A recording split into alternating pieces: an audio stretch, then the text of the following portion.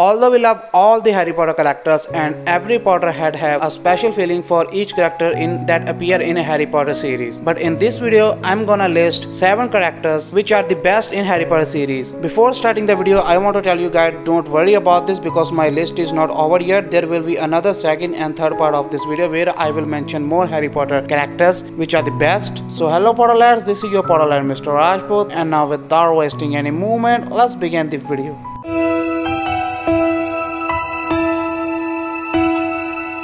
Number 1. Dobby. Such a beautiful place to be with friends. Is difficult to not get a bit misty-eyed recalling the moment when Dobby the house elf said those words in Deathly Hallows Part 1, which were among his last. When we met Dobby, admittedly, he was pretty annoying. He was a strange little creature with the habit of hurting himself who made things very difficult for Harry Potter as he began his second year at Hogwarts. But Dobby's intentions were always noble and his determination to help Harry, despite the short-term consequences, was commendable. Dobby's role in the film series is far smaller than in the books, where he made frequent appearances in between Chamber of the Secret and Deathly Hallows. In the books, we saw more of how kind-hearted and loyal Dobby was, particularly towards Harry Potter, to whom he was indebted for his freedom. But even those who only knew Dobby from the Chamber of Secrets film were probably affected by his sacrifice in Deathly Hallows Part 1, where he proved crucial in freeing Harry and his friends from a horrific scenario, only to fall victim to Bellatrix Lestrange in the process. The fact that Dobby in his dying moments clearly had no regrets about literally giving his life all for his friendly Harry resulted in one of the most touching moments in this series. Number 2. Ginny Weasley. On hand in Chamber of the Secret as lovesick little girl for Tom Riddle's madness, Ginny and Harry's eventually romance captivated us. It seemed to both spring up out of nowhere and feel like it was meant to be all along. It was only natural that Harry should wind up finding love in the same family where he found, well, family. It was refreshing to finally see someone in Hogwarts see Harry as the proud and pensive catch that he was. While it wasn't really captured in the film, Ginny became a true leader of rebel forces like no other. She is strong, determined, and alluring young woman who is always there to fight the force of evil as the member of Dumbledore's army. Ginny is the quintessential girl who got her guy, and we wouldn't have it any other way. Number 3. Molly Weasley. Imagine the perfect loving giving mother and then add magic. That's Molly Weasley for you. We love her husband Arthur as well, but Molly's treatment of Harry has always been a particularly wonderful part of the series.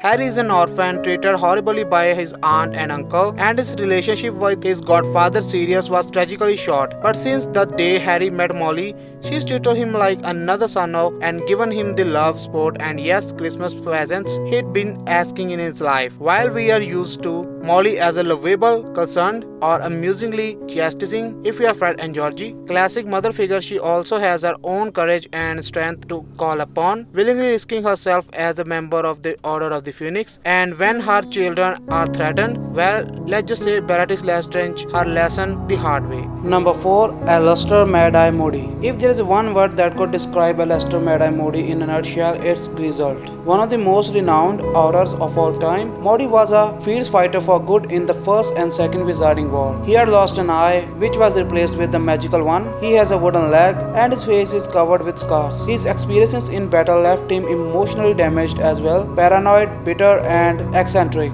In spirit of his seemingly fragile mental state, the veteran Moody was convinced to come out of retirement by Dumbledore to serve as a defense against the dark arts teacher. But Moody was shortly attacked by Barty Crouch Jr., who would trap and subsequently impersonate him using Polyjuice potion in service of Voldemort. The real Moody would go on to serve in the Reformed Order of the Phoenix, faithfully protecting Harry Potter from Voldemort and his forces until he died in the line of duty in the Deathly Hallows Part 1. Number 5. Minerva McGonagall. As the head of Gryffindor House and deputy headmistress of Hogwarts, she is required to kick misbehaving students out of her class and deduct house points when the situation warrants. But she can also be kind of like that cool aunt of yours, the one who sometimes let you get away with a bit of mischief, and that's what is endearing about McGonagall. She grew up attending Hogwarts and returning to the school as an adult to teach Transfiguration under Headmaster Albus Dumbledore, who would later entrust her with the deputy headmistress position and served with her in Order of the Phoenix during the First Wizarding War. After the infant Harry Potter's defeat of Voldemort, McGonagall was one of the members of the Order who traveled to Privet Drive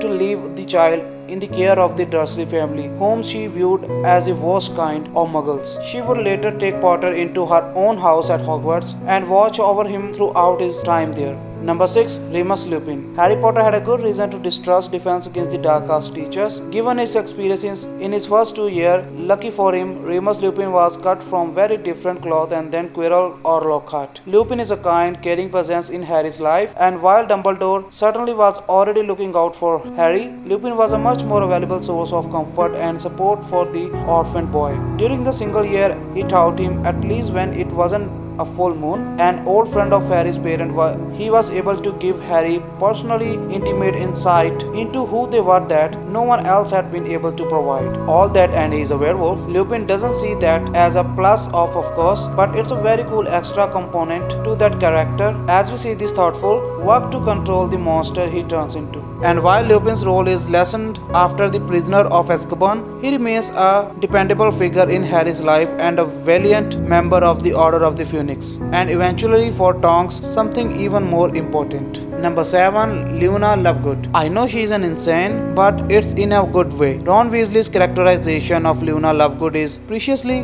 what makes this lonely Ravenclaw girl such a delight, such an offbeat type with an interest in the macabre, and really, it's not surprising that she is little strange when you consider that her mother died in a tragic magical accident when she was young, and her father, Xenophilius, publishes the outrage wizarding tabloid The Quibbler. While Luna is often stunned for her oddball ways, things change when she meets Harry Potter and friends on the Hogwarts Express on the way to their 5th year at school. Luna joins the heroic students in Dumbledore's army and plays a critical role within the group. So that's what the 7 characters Potter had.